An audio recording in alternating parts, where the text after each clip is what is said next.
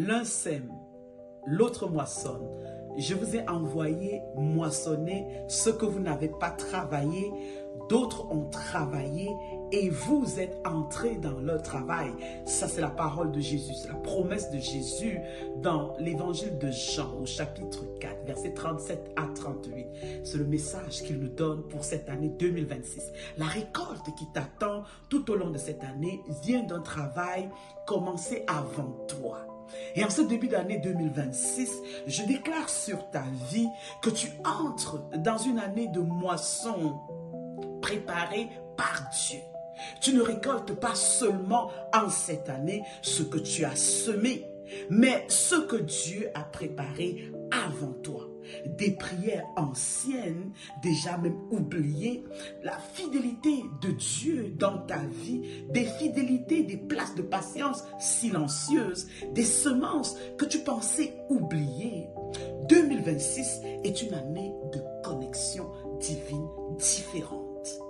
Ton présent rejoint les œuvres commencées ailleurs, commencées par d'autres, les aînés dans la foi qui nous ont précédés, qui ont mis des semences par terre, mais rendus mûrs aujourd'hui dans cette saison, dans cette année pour toi.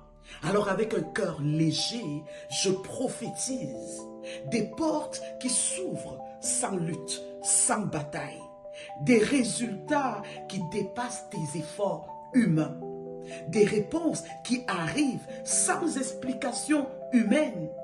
Mais écoute bien, la moisson demande un cœur aligné, car elle n'arrive pas selon le processus humain habituel, connu de tous. C'est Jésus qui te fait entrer dans cette récolte, qui te fait rentrer dans cette moisson imméritée, selon son amour inconditionnel.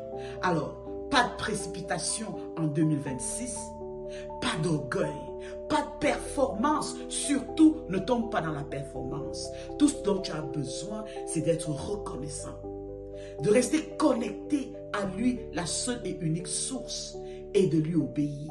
Si Dieu te confie une moisson comme celle-ci en 2026, c'est parce qu'il te fait confiance.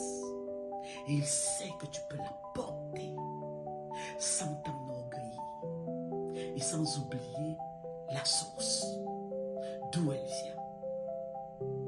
Entre dans ce travail en cours. C'est Jésus qui te le demande. Rentre dans ce travail en cours. Moissonne avec humilité et rends gloire à Dieu. En 2026, voici ce que je prie pour toi. Que la moisson préparée d'avance par Dieu t'élève, tout en gardant ton cœur humble devant lui. Bonne année 2026.